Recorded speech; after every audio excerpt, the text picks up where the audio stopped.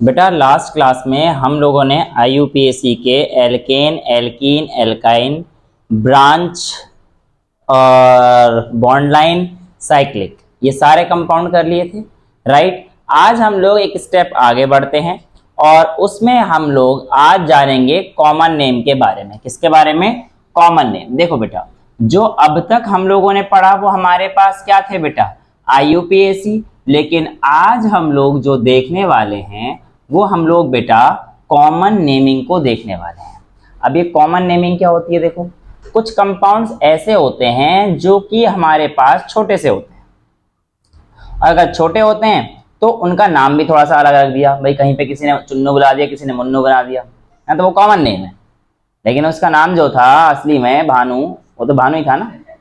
कोई चुन्नू बुला रहा है, कोई गुल्लू बुला रहा है, कोई मुल्लू बुला रहा है। तो ऐसे ही हमारे पास यहाँ पर भी दो तीन चीजें थी जिसकी वजह से हमारे पास कॉमन नेम की मतलब बता दिया कि हाँ भाई ये चीज जो है हमारे पास प्रचलन में ही रहेंगी और इसी वजह से हमारे पास उन सब के नेम यही पर।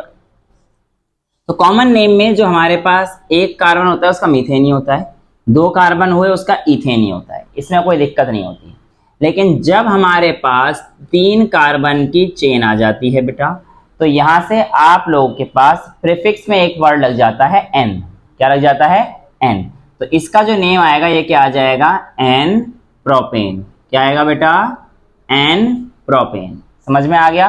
4 कार्बन अगर होंगे तो हमारे पास क्या हो जाएगा बेटा? हमारे पास ये एन ब्यूटेन। मतलब कोई अंतर नहीं है, एक तो सारे स्मॉल लेटर में, कैपिटल में कोई नहीं है, बस एन लग रहा है नाम क्या।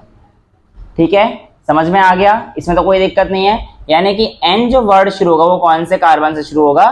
3rd कार्बन से हमारे पास एन का प्रोनाउंसिएशन हम लोग यूज में लेकर आएंगे।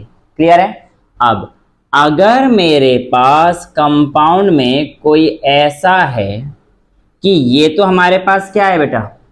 4 कंपाउंड का ब्यूटेन ही है, लेकिन यहां पर मैं एक और CH3 लगा देता हूं। ध्यान सुनिएगा इस चीज को, बच्चे काफी कंफ्यूज रहते हैं बेटा। अगर इसका मैं आप लोगों से IUPAC नेम पूछूंगा तो आप लोग सिंपल बता दोगे 2 मिथाइल ब्यूटेन, इसमें तो कोई दिक्कत नहीं रहेगी। लेकिन बेटा इस कंपाउंड का अगर मैं आप लोगों से कॉमन नेम पूछूंगा तो कॉमन नेम 2 मिथाइल ब्यूटेन नहीं होगा। कॉमन नेम में यहां पर हमारे पास नंबरिंग 1 2 3 4 करने की कोई जरूरत नहीं होती है, इसको उड़ा सकते हो आप। और यहां पर आप लोगों के पास अगर ध्यान से देखोगे तो ये जो बैलेंस होगा इस कार्बन पे, ये जो स्टार मार्क कर रखा है इस कार्बन पर 2 CH3 हैं। जब भी एक कार्बन पर 2 CH3 ग्रुप होंगे बेटा तो ऐसे कंपाउंड को हम लोग क्या बोलेंगे? आइसो ग्रुप बोलेंगे। क्या बोलेंगे? आइसो। तो एक कार्बन पर 2 CH3 होने का मतलब हमारे पास क्या आ गया? वो ग्रुप आइसो ग्रुप हो गया। और आइसो ग्रुप में इसमें हमारे पास कितने कार्बन आपको दिखाई दे रहे हैं? बताओ। 4 कार्बन। बेटा गिनूं मैं? 1 2 3 4 5। तो यहां पर हमारे पास कॉमन नेमिंग लिखते वक्त लॉन्गेस्ट चेन का कोई मतलब नहीं है बेटा। यहां पर हमारे पास जो भी कंपाउंड हैं वो ज्यों का त्यों लिख दीजिए और आइसोपेंटेन करके आप इसको खत्म कर दीजिए। क्लियर है? कोई डाउट तो नहीं है बेटा इसमें? तो यहां पर ये आपके पास रहेगा आइसोपेंटेन। अब देखो बेटा, हमारे पास कार्बन के लिए अगर हम लोग क्लासिफिकेशन करते हैं तो इस तरीके से हम लोग कंपाउंड बनाते हैं, ऐसे कंपाउंड बनाते हैं कार्बन का। अब यहां पर मैं आप लोगों को लेट से CH2 है इस कार्बन का क्लासिफिकेशन बताने जा रहा हूं। ठीक है, अगर ये कार्बन के पास 2 हाइड्रोजन है CH2 ऐसे में है तो ये हमारे पास जो क्लासिफिकेशन, वैसे तो प्राइमरी सेकेंडरी टर्शियरी क्वाटरनरी वो डिपेंड इस पे भी करता है कि कार्बन के पास CH4 है या फिर CH3 है। तो मैं अभी CH4 CH3 के चक्कर में नहीं पढ़ा रहा आप लोगों को, डायरेक्ट जो आपके 11 का काम आएगा वहां से शुरू करा रहा हूं। ठीक है ना? तो यहाँ पे अगर इस कार्बन के पास 2 हाइड्रोजन है बेटा तो इस कार्बन का ऐसे हमारे पास नाम आता है प्राइमरी कार्बन। यानी कि एक कार्बन के पास अगर 2 हाइड्रोजन है, अगर 2 से ज्यादा हुए तो प्राइमरी होगा, 2 से ज्यादा हाइड्रोजन हुए तो क्या होगा? वो प्राइमरी। यानी किसी किसी में 3 भी आ सकते हैं, सिंगल एक कंपाउंड है तो CH4 भी आ सकता है। राइट? समझ में आ रहा है? तो यानी कि जो हमारे पास कार्बन है, ये वाला जो ग्रुप है, ये हमारे पास कैसा है? प्राइमरी कार्बन है।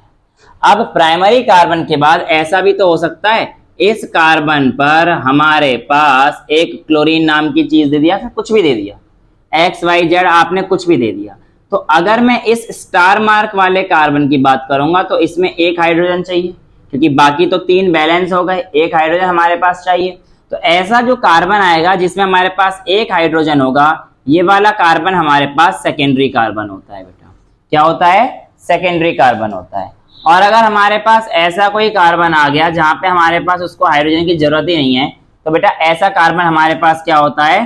टर्शियरी कार्बन होता है। ठीक है, समझ में आ गया? प्राइमरी, सेकेंडरी और टर्शियरी में ऐसा कार्बन जिसके पास 2 हाइड्रोजन है हमारे पास वो प्राइमरी, जिसके पास एक हाइड्रोजन है वो सेकेंडरी, और एक भी नहीं है तो हमारे पास वो क्या आ जाएगा बेटा? टर्शियरी आ जाएगा। यहां तक तो कोई दिक्कत नहीं है। अब कॉमन नेमिंग में हमारे पास यहां पर आप लोगों को एक चीज अगर ध्यान से देखने को देखोगे तो ये आप लोग ध्यान से देखिए, क्या इस कंपाउंड में और इस कंपाउंड में कोई फर्क है? नहीं है, बिल्कुल सेम कंपाउंड है। तो बेटा इसका नाम एक और आ जाता है जिससे हम लोग कहते हैं सेक पेंटाइल। सेक वर्ड क्यों यूज कर रहे हैं इस चीज को हम लोग पहले जान लेते हैं और उसके बाद मैं आप लोगों को समझाता हूं। देखो बेटा, सेक इसलिए यूज किया है क्योंकि यहां पर ये वाला जो कार्बन है मेरे पास, ये अगर आप ध्यान से देखोगे तो ये वाला ऑर्डर फॉलो कर रहा है, यानी कि एक कार्बन के पास CH है तो ये सेक पेंटाइल हो गया यहां पर। अब ध्यान सुनो सर, फिर इसमें आइसो हमें कैसे पता पड़ेगा कि सर जहां पर आइसो आएगा वहां पे सेक आएगा कि नहीं आएगा? तो बेटा देखो, अगर आपके पास यहां पर कुछ ऐसा कंपाउंड होता CH3, तो यहां पर भी एक CH है, राइट? इस कंपाउंड पे एक ही CH है। तो बेटा आइसो कंपाउंड होने के लिए ये कंडीशन कंपलसरी है कि एक CH पे 2 CH3 हो। अब यहां पे एक CH पे सिर्फ एक CH3 है, एक CH2 है, तो ये कंपाउंड आइसो कभी नहीं हो सकता। ये जो डेफिनेशन आएगी ये सिर्फ किसकी आएगी? इसमें सेक कंपाउंड की आएगी, इसमें आइसो कंपाउंड नहीं है। क्योंकि आइसो कंपाउंड के लिए कंडीशन नेसेसरी क्या है कि एक CH पे 2 CH3 होने चाहिए। यहां पे एक CH पे आपको 2 CH3 दिख रहे थे, तो इसलिए ये कंपाउंड कैसा है हमारे पास? आइसो भी है और सेक भी है, क्योंकि CH भी तो है बेटा, एक हाइड्रोजन, कार्बन पे एक हाइड्रोजन और सेक, तो आइसो भी है सेक भी है। ये कैसा है? दोनों है, लेकिन ये कैसा है? केवल और केवल सेक है लेकिन आइसो नहीं है। समझ में आ गया सेक और आइसो में डिफरेंस? कंफ्यूजन तो नहीं है कोई? ठीक है। अब यहां पर हम लोगों को, इसीलिए मैंने आपको प्राइमरी, सेकेंडरी और टर्शियरी लिया था। जो सेक वर्ड आया है ये सेकेंडरी का आया है, जो सेक वर्ड आया है किसका आया है? सेकेंडरी का आया है। क्लियर है? यहां तक तो कोई डाउट नहीं है बच्चा। अब हम लोग आगे चलते हैं बेटा, तो हमारे पास सेक वगैरह होने के बाद एक कंपाउंड और आ जाता है जिससे हम लोग इसे टर्ट भी बोल सकते हैं। इसको इसको टर्शियरी बोला तो इसको टर्ट भी बोल सकते हैं। ठीक है, अब यहां पर देखो बेटा, 1 2 3 4 5 6, थर्ड नहीं टर्ट बोलते हैं, थर्ड नहीं टर्ट, टर्शियरी बोला है ना, तो उसका टर्ट यूज करेंगे। ठीक है, और टर्ट में हमारे पास कितने कार्बन है? 6 कार्बन है, तो पूरा का पूरा टर्ट हेक्साइड। ठीक है, अब सुनो ध्यान से, अगर हमारे पास आपको बोला जाए इस कंपाउंड का कॉमन नेम बताओ, तो पहली बात तो ये सेक पेंटाइल ये भी कॉमन नेम के अंदर इतना इंक्लूड नहीं करते हम लोग, मेजरली आइसो वर्ड को कॉमन नेमिंग के अंदर इंक्लूड करते हैं। ठीक है, ऐसे ही यहां पर भी हमारे पास टर्ट हेक्साइल को हम लोग यूज नहीं करेंगे जब हमारे पास ऐसी सिचुएशन आ जाएगी कि हमारा एक कार्बन चारों तरफ से CCC से घिरा हुआ है। जब हमारा एक कार्बन बेटा चारों तरफ से CCC से घिरा हुआ है, तो ऐसे केस में हम लोग प्रीफिक्स लेते हैं नियो। क्या प्रीफिक्स लेते हैं? नियो। और नियो के बाद जितने नंबर ऑफ कार्बन है हमारे पास उसी को हम लोग लिख देते हैं। तो इसमें कितने हैं? 1 2 3 4 5 6, तो ये क्या आ जाएगा? Neo hexane. ठीक है, तो ये कहानी रहती है आपके पास। देखो ये आपका टर्ट हेक्साइल भी था, लेकिन आपको पता होना चाहिए कि कहां पर टर्ट है और कहां पर नियो। नियो के लिए कंडीशन है कि सब तरफ क्या होना चाहिए? CCCC होना चाहिए। लेकिन आपका टर्ट तो कोई भी कंपाउंड टर्ट बन सकता है। फॉर एग्जाम्पल अगर आप इसकी बात करेंगे तो ये भी एक टर्ट कंपाउंड है, लेकिन ये नियो कंपाउंड नहीं है। L नहीं Cl है, क्लोरीन बोलते हैं इसको गाँव में। हाँ, तो ऐसे क्यों लगा रहे हो? नहीं बेटा, हाइड्रोजन की जगह पर अभी आप लोग आगे पढ़ोगे सब्स्टिट्यूशन रिएक्शन नाम की चीज। तो सब्स्टिट्यूशन में क्या होता है, हाइड्रोजन की जगह पर आप कुछ और भी लगा सकते हो। अगर आप यहाँ पे दोनों तरफ इस पे भी H और इस पे भी एक H लगा दोगे तो बेटा हमारे पास ये सेकेंडरी या फिर प्राइमरी कार्बन बन जाएगा ना। फिर टर्शियरी कैसे बनेगा, H को हटाकर कोई और ग्रुप लगाओगे तभी वो हमारे पास क्या रहेगा, सेक या फिर टर्ड ग्रुप रहता है। ठीक है, तो ये कहानी हमारे पास रहती है बेटा कि आप लोगों के पास ये कंपाउंड टर्शियरी तो है लेकिन ये कंपाउंड नियो नहीं है। क्यों? क्योंकि हमारे पास एक ग्रुप किसने रिप्लेस कर दिया है, Cl ने। नियो के लिए कंडीशन क्या थी कि हमारे पास चारों तरफ C होने चाहिए। तो बताओ इसका नेम क्या बनेगा बेटा हमारे पास। क्या ये कौन सा ग्रुप दिख रहा है आप लोगों को, इसमें टर्ड दिख रहा है, नियो ग्रुप है। मैंने क्या बोला, जब ऐसी चीज आ जाएगी मेन चीज नियो आएगा तो नियो और नाम क्या हो जाएगा, पेंटेन। क्योंकि यहाँ पर हम लोग ब्रांचिंग वगैरह नहीं देखते, टोटल नंबर ऑफ कार्बन्स को इंक्लूड करते हैं। तो यहाँ पर हमारे पास क्या बेटा, टर्ड हो सकता है, लेकिन हम लोग अगर कॉमन नेम के लिए पूछेगा तो you will be answering with neo pentane. आप लिख सकते हो इसे tert pentane, but I will suggest you people to write with neo pentane. ठीक है बेटा, तो every neo compound is a tert compound but every tert compound is not neo. सही है स्टेटमेंट, बिल्कुल सही है। Similarly every iso is a sec one but every sec is not iso. देखो ये सेक है पर ये आइसो नहीं है। क्लियर है? तो यहां पर ये आप लोगों के पास कॉमन नेमिंग का आपके पास खेल लगभग इतना ही है आप लोगों के लेवल पर, अभी तो इतना ही है। बाकी जैसे जैसे चीजें आएंगी, जैसे बेंजीन के पास कुछ कंपाउंड जुड़ जाएंगे, उनके कॉमन नेम आपको पता होना चाहिए। अभी हम लोग फंक्शनल ग्रुप करेंगे, उनके कुछ कॉमन नेम बनेंगे, उनके आपको पता होना चाहिए। ठीक है, तो मैं आप लोगों के लिए अभी के लिए इतना ही रखता हूं और इसके बाद हम लोग थोड़ा सा और आगे बढ़ जाते हैं जिसमें हमारे पास नाम आता है आइसोमर्स। क्या आता है बेटा, आइसोमर्स। तो अगली जो हेडिंग है आपकी क्या आएगी, आइसोमर्स। डाल दीजिए हेडिंग बेटा आपके पास आइसोमर्स। तो व्हाट आर आइसोमर्स अगर कोई ये पूछे तो देखो आइसोमर्स हमारे पास क्या होते हैं, इस चीज को समझने के लिए आपको 10 से 15 मिनट बोर्ड पर बिल्कुल आराम से इत्मीनान से ध्यान देना पड़ेगा, और अगर कोई भी गलती करी तो फिर आपके नंबर कट सकते हैं।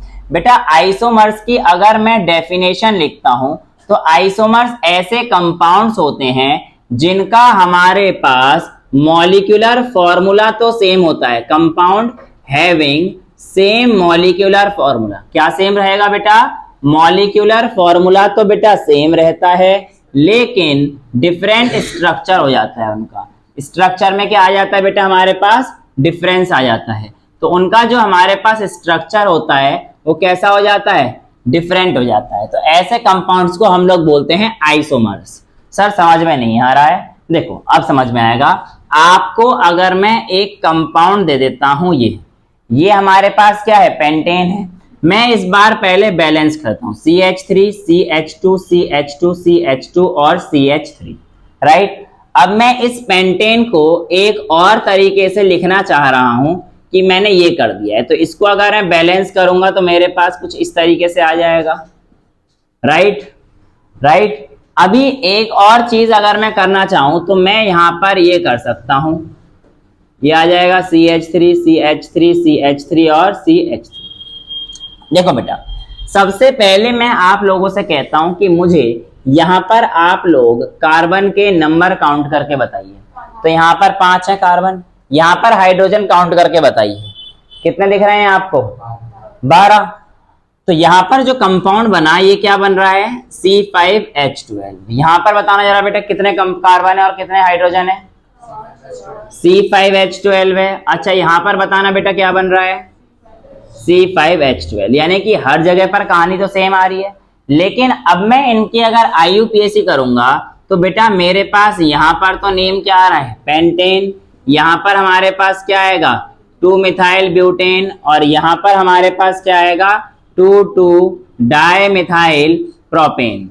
ठीक है, ये आप लोगों के पास, अब देखो इतना तो मैं मान के चलूंगा कि आप लोगों को IUPAC तो आ गई है ना, तो मैं थोड़ा जल्दी कर दिया है। तो यहां पर आप लोग देख रहे हो मॉलिक्यूल का फॉर्मूला सब में सेम है लेकिन सबका स्ट्रक्चर डिफरेंट है। तो ऐसे कंपाउंड्स को हम लोग क्या बोलते हैं, आइसोमर्स बोलते हैं। समझ में आया आइसोमर्स किन्हें कहते हैं। अब यहाँ पर आप लोगों को कोई भी कंपाउंड दे देगा, कह देगा कि आपके पास n इज इक्वल्स टू 6 है, आप बताओ उसके कितने आइसोमर्स आप बना सकते हो। तो ठीक है, n इज इक्वल्स टू 6 का मतलब है हमारे पास कार्बन की वैल्यू 6 दे रखी है और उसने बोला है कि ऐसे में सिर्फ एल्केन्स आपको बनाने हैं। क्या बनाने हैं? एल्केन्स। तो बेटा देखो, ऐसे केस में आप लोगों को क्या करना है, सबसे पहले तो 6 कार्बन ऐसे बना दो, 1 2 3 4 5 6 बन गए 6 कार्बन। अब क्या करेंगे, हम एक एक ब्रांचिंग लेंगे पहले। अब मैं क्या करूंगा, एक देखो C इज इक्वल टू 6 मतलब एल्केन, ये हो गया, सिंपल कहानी है। अच्छा, दूसरा मैं 1 2 3 4 5 1 2 3 4 5 और एक ब्रांचिंग डाल देता हूं। ठीक है, नहीं बेटा ये और ये सेम है, यहां पर ब्रांच नहीं मानी जाएगी बेटा। ये तो अगर आप देखोगे तो स्ट्रेट चेन ही है, तो ये आपका आइसोमर नहीं माना जाएगा, अभी एक ही हुआ है सर। ठीक है, तो यहां पर हमें कुछ गड़बड़ करनी पड़ेगी। 1 2 3 4 5 लिख लिए। हाँ, इस पे अगर मैं नाम ले, देखो आपको आइसोमर बनाते समय ये ध्यान रखना है कि आपके पास जो आपका कंपाउंड आया है उसकी जो नेमिंग होनी चाहिए वो हमारे पास डिफरेंट होनी चाहिए। जो आपके पास आइसोमर आपका आया है उसकी जो नेमिंग होनी चाहिए वो क्या होनी चाहिए, डिफरेंट होनी चाहिए। यहां पर इसका नाम आपको दिख रहा है 2 मिथाइल पेंटेन है। यहां पर अगर मैं बात करूंगा बेटा, यहां पर आपके पास क्या है, 2 मिथाइल पेंटेन आ रखा है। अब मैं अगर नया कंपाउंड लेके आता हूं तो यहां पर मैं ऐसे करने जा रहा हूं, 5 कार्बन तो यही है, यहां पर हमारे पास ये क्या है, दूसरे पोजीशन पर ब्रांचिंग थी। अब यहां पर हमारे पास क्या हो रहा है, ये थर्ड पोजीशन पे। अगर आप इसकी नेमिंग करोगे तो हमारे पास क्या आ जाएगी बेटा, 3 मिथाइल पेंटेन। इसका मतलब इसका और इसका नेम अलग अलग आ रहा है, यानी कि ये भी हमारे पास क्या है, आइसोमर है। नेक्स्ट अगर मैं करता हूं, इस कंपाउंड को इधर लेके आ जाता हूं, इस कार्बन की ब्रांचिंग को इधर लेके आता हूं, तो देखो बेटा जैसे ही मैं उसको इधर लेके आया तो क्या ये आइसोमर है? आप कहोगे नहीं सर ये आइसोमर नहीं है, क्योंकि अगर आप इसका नाम करोगे तो इसका नाम आ जाएगा 2 मिथाइल पेंटेन, और 2 मिथाइल पेंटेन तो हम पहले ही ड्रॉ कर चुके हैं। तो हमारे पास ये चीज दिमाग में लगानी है कि किस तरीके से बस जब हम आइसोमर्स बना रहे हैं तो हमारे पास अपना जो कंपाउंड है वो डिफरेंट है हर बार। ठीक है, अब यहां पर आप लोगों ने देखा कि हमने एक चेन बना ली, मतलब एक ब्रांचिंग में करके उसकी पोजीशन चेंज कर दी। अब दूसरा, यानी कि तो कोई आइसोमर बना नहीं। अब दूसरा तरीका होता है, पहले हमने एक बार ब्रांचिंग कराई थी, अब हम 2 बार ब्रांचिंग कर देंगे। अब 2 बार ब्रांचिंग करने के लिए कार्बन की लेंथ छोटी करनी पड़ेगी, राइट। तो क्या करना पड़ेगा मुझे, अगर मैं ऐसे करूंगा तो क्या ये कंपाउंड ब्रांचिंग में मानोगे आप लोग, नहीं मानोगे? बताओ क्यों? सेम है, क्योंकि ये सर ये तो वही हो गया 1 2 3 मिथाइल पेंटेन ही है, तो 1 2 3 4 5 3 पे मिथाइल सर, ये तो आप करा चुके हो, तो ये तो आइसोमर नहीं है सर। अच्छा, अगर ये नहीं है तो बेटा इसका बताओ जरा आप मेरे को, क्या ये आइसोमर होगा? हाँ जी, ये आपका आइसोमर है, क्योंकि इसके कंपाउंड की नेमिंग आ रही है 2,3 डाई मिथाइल ब्यूटेन, राइट। तो ये भी हमारे पास एक आइसोमर होगा। अच्छा, क्या इसका और कोई आइसोमर अब पॉसिबल आपको दिखाई दे रहा है? दिखाई देना चाहिए था, कौन सा दिखाई दे रहा है? हाँ, ऊपर, इसको ऊपर कर दूं, बस ये कह रहे हो, तो ठीक है, सी सी सी, नहीं, फिर क्या, कैसे करूं इसको, क्या करूं? हाँ, वेरी गुड। अब सर आप ऐसा करो, दोनों को एक दूसरे के ऊपर लगा के देखो, क्या ये कंपाउंड 1 2 3 4 5 6, क्या ये ठीक है आपके पास? ये आइसोमर है? जी हाँ, ये आइसोमर है। नाम देख लो ना, 2 2 डाइमिथाइल ब्यूटेन, यहाँ पे 2 3 डाइमिथाइल ब्यूटेन। तो ये हमारे पास इस तरीके से आपके आइसोमर्स बनते हैं, और भी जैसे बने अगर बनते हो तो बना लेना। ठीक है, तो तरीका यही होता है, पहले एक की ब्रांचिंग करो, फिर 2 की करो, फिर 3 की करो। बस ध्यान रहे कि कार्बन की 4 ब्रांचिंग एक्सीड नहीं होनी चाहिए, मतलब सॉरी 4 वैलेंसी एक्सीड नहीं होनी चाहिए। पता पड़े ब्रांचिंग पे ब्रांचिंग करे जा रहे हो, इसके नीचे कंपाउंड है तो कर दो, इथाइल बना दो, पर नाम वही आएगा भाई। एक बार इथाइल मिथाइल बना दो। अगर मैं आपसे कहूं कि बेटा मैं ऐसे कर दूं, तो यहां पर देखो 1 2 3 4 5 6, ठीक है, तो इसका लॉन्गेस्ट चेन कितनी हो जाएगी, 1 2 3 4, 1 2 3 4 5। तो मेरे हिसाब से इसका नाम जो आ रहा है वो क्या आ रहा है, 3 मिथाइल पेंटेन। क्या मैं वो बना चुका हूं आपको? तो बेटा इस कार्बन नहीं बन पाएगा, अगर 7 कार्बन में होता तो बन जाता, ये 7 कार्बन होता तो ये आ जाता ना, फिर तो आप बना सकते हो उसे। ठीक है, ब्रांचिंग में आप 1 या 2 आप अपनी मर्जी से लगा सकते हो, उसमें कोई दिक्कत नहीं है। ठीक है, समझ में आ गया यहाँ तक? कोई प्रॉब्लम तो नहीं है? तो ये हमारे पास क्या रहते हैं, आइसोमर्स होते हैं। लेकिन आइसोमर बहुत धोखाधड़ी करते हैं जब आपके पास आपको एल्कीन के बनाने होते हैं। किसके बनाने होते हैं? एल्कीन के आइसोमर्स बनाने होते हैं। देखो बेटा, ये तो आपको सिंपल समझ में आ गया कि हाँ भैया ये एल्केन का है, और हमने सिंपल से कंपाउंड से आइसोमेरिज्म सीख ली सर। अब हम लोग 2 नंबर तो पक्के तरीके से ला सकते हैं। अगर क्वेश्चन आता है कि भैया इसके आइसोमेरिज्म बनाओ, तो या ज्यादा से ज्यादा 4 आइसोमर पूछेगा। 4 आइसोमर तो आप बना ही सकते हो किसी कंपाउंड की। अच्छा, अगर मैं आप लोगों को एक फॉर्मूला देता हूं C4H8, क्या दे दिया बेटा मैंने? C4H8, और मैं आप लोगों से पूछता हूं बताओ इसके आप 4 आइसोमर बना पाओगे? तो आपका आंसर क्या आएगा, यस और नो? ट्राई करके देख लेते हैं सर, बन गया तो ठीक है, वरना आप तो बता ही देना। बेटा आप क्यों ट्राई कर रहे हो, मैं ही ट्राई कर लेता हूं। सबसे पहले जो आपको फॉर्मूला दिया गया है उसमें आपको देखना है कि जो आपका फॉर्मूला आपको मिला है वो किसका फॉर्मूला है? एल्कीन का फॉर्मूला है, क्योंकि ये CnH2n है बेटा। और जब ये CnH2n का फॉर्मूला है तो यानी कि एक बात तो तय है, इससे जो सभी कंपाउंड्स बनेंगे वो सारे के सारे कैसे बनेंगे बेटा? हमारे पास एल्कीन यानी कि डबल बॉन्ड वाले बनेंगे। तो इसमें सबसे पहला कंपाउंड देखो, 1 2 3 4, ये बन गया। हाइड्रोजन अपने हिसाब से बैलेंस कर लेना बेटा, ये कहानी आ जाएगी। अच्छा, दूसरा कंपाउंड देखो, 1 2 3 4।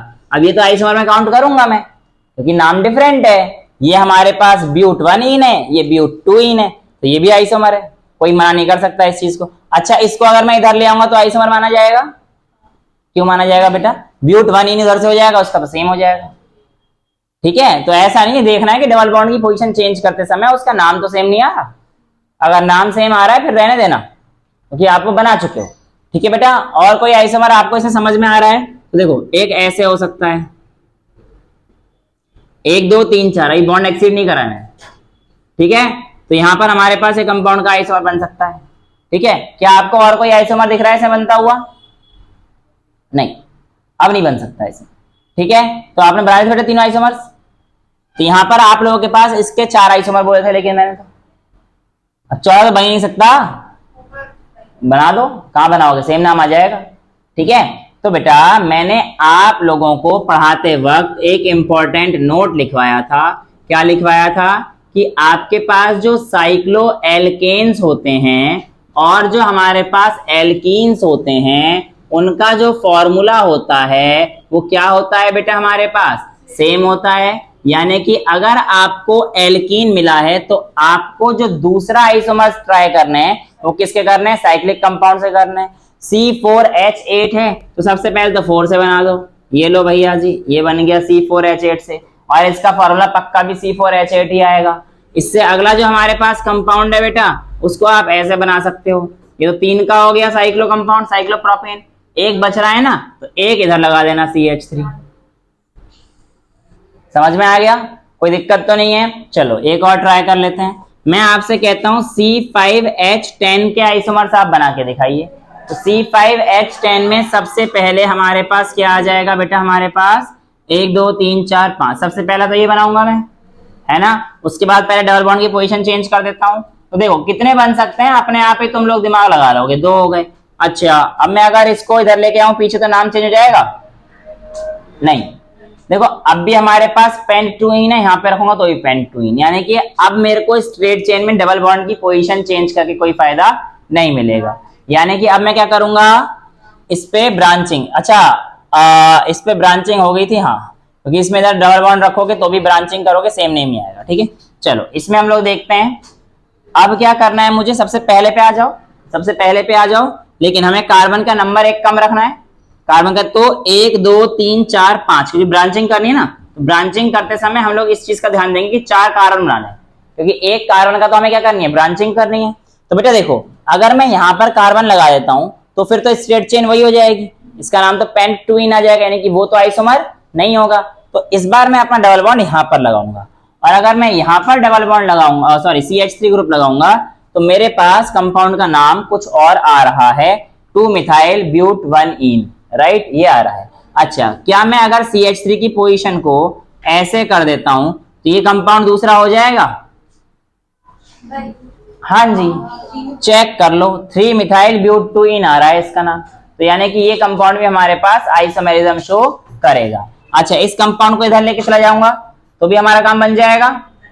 नहीं, तब नहीं बनेगा, क्योंकि सर आप अगर इधर ले जाओगे फिर तो आपके पास पेंट वन ही नहीं आ गया ना, फिर तो कोई दिक्कत नहीं। यानी कि सर आप इसकी जो ब्रांचिंग थी इतनी पॉसिबल थी है। अभी रुक जा बेटी, साइक्लो के अलावा अभी भी और भी चांस है मेरे पास। देखो मैं ऐसा नहीं कर सकता क्या, बात करते हो ऐसा कर लूं, ये तो बना सकता हूं मैं भाई। डबल बॉन्ड पे इधर ले आया, अच्छा इधर लिख दूंगा तो सेम हो जाएगा वो, क्योंकि इधर अगर मैंने लगाया तो ये वाला कंपाउंड और ये वाला कंपाउंड सेम हो जाएगा। लेकिन अगर मैं इसको लिख देता हूं CH3, तो देखो इसका नाम क्या है, 2-मिथाइल ब्यूट-2-इन। क्या यहाँ पर कहीं पे आया है?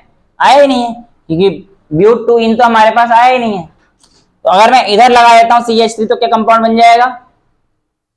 ये CH3 इधर लगा देता हूं तो कंपाउंड बन जाएगा? नहीं, 2-मिथाइल ब्यूट-2-इन ही रहेगा, वो आइसोमर नहीं गिना जाएगा। अच्छा, इस कार्बन को इसके ऊपर लगा देता हूं तो बात बन सकती है ना। यानी कि लास्ट कंपाउंड मेरे पास ऐसा कुछ बन जाएगा, ये CH3 और ये वाला C उठा के ये लगा दिया। ठीक है, ये समझ में आ रहा है? नालायकों, मूर्खों, ये गलत है। जब मैंने कहा था कि कोई भी कंपाउंड ऐसा मत बनाना भगवान के लिए जिसमें कार्बन की वैलेंसी 4 से एक्सीड कर जाए। बॉन्ड गिनना इस कार्बन के 1 2 3 4 5, बड़े खुश हो रहे, आइसोमर मिल गया। ठीक है, तो ये कंपाउंड वर्जित है, ऐसा करना वर्जित है, ना करें ऐसी गलती। ठीक है, चलिए अब अगर हम लोग बात करते हैं कि क्या और कोई संभावनाएं हैं, तो हाँ बिल्कुल है। अभी तो हमारे पास नॉर्मल एलिफेटिक कंपाउंड्स खत्म हो गए, अब जो हमारे पास ये है साइक्लिक कंपाउंड्स बना देते हैं। साइक्लिक कंपाउंड में क्या बन सकता है? सबसे पहले तो C5 है, तो भैया साइक्लोपेंटेन बना दो, 1 2 3 4 5, ये क्लियर है। दूसरा क्या बन सकता है बेटा? साइक्लोब्यूटेन, और इस पे मिथाइल लगा तो 1 मिथाइल साइक्लोब्यूटेन, राइट। और दूसरा क्या बन सकता है बेटा हमारे पास? ट्रायंगल, और इस पे एक CH3 इधर और एक CH3 इधर, राइट।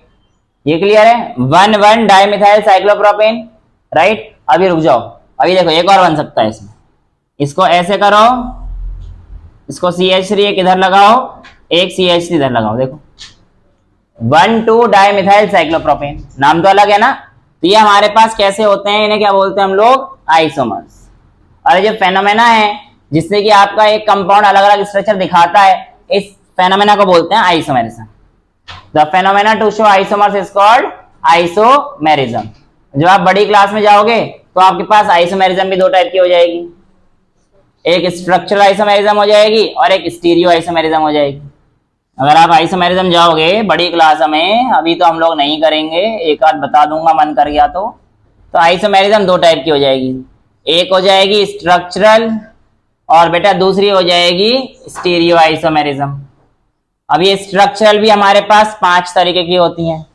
एक होती है पोजीशन आइसोमेरिज्म, एक होती है चेन आइसोमेरिज्म, एक होती है मेटामेरिज्म, उसके अलावा एक होती है आपके पास फंक्शनल आइसोमेरिज्म, और उसके बाद होती है हमारे पास ring chain isomerism, ring chain isomerism, और लास्ट होती है टॉटोमेरिज्म। क्या होती है? टॉटोमेरिज्म।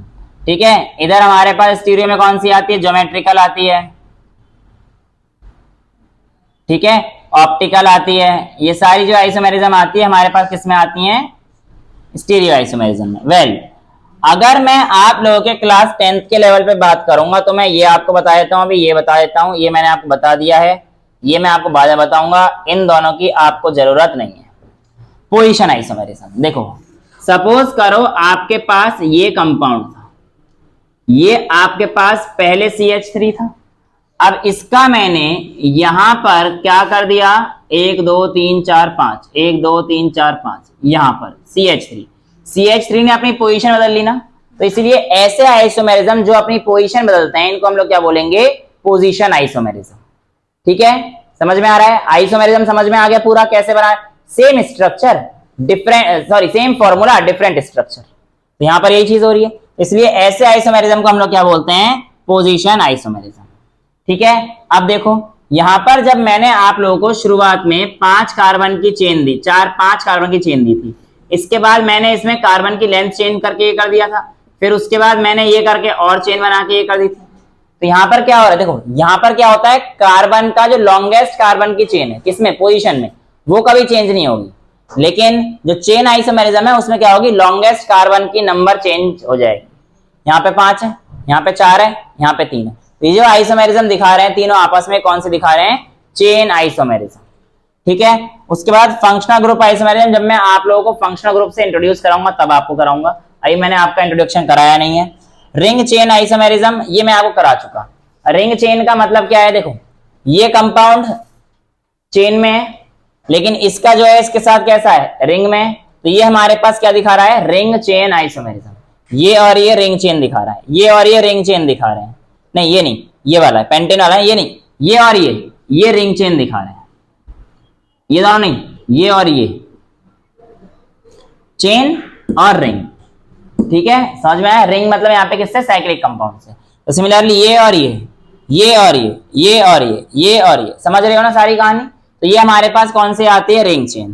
टॉटोमेरिज्म और मेटामेरिज्म अभी आप छोड़ दो, स्टीरियो आइसोमेरिज्म अभी के लिए आप छोड़ सकते हो। ठीक है, तो यहाँ पर आप लोगों को अभी इतना समझ में आया आइसोमेरिज्म में। आइसोमेरिज्म में आपको किसी को कोई दिक्कत है, कर लोगे आइसोमेरिज्म, कॉमन नेमिंग में क्लियर, कॉमन नेमिंग में कोई दिक्कत। ठीक है, तो 10th क्लास के लेवल पर इतना ही है। अब जो हमारे पास आगे जो टॉपिक शुरू होगा वो कौन सा शुरू होगा, फंक्शनल ग्रुप्स का, यानी कि IUPAC भी सीखेंगे, लेकिन किसकी सीखेंगे, फंक्शनल ग्रुप की। ये बेसिक्स अच्छे से याद रखिए क्योंकि काम वही आने हैं फंक्शनल ग्रुप्स में भी। आज के लिए आप लोगों की पिछली क्लास काफी लंबी हो गई थी, है ना, तो आज के लिए आपकी छोटी क्लास में आपको छोड़ देंगे।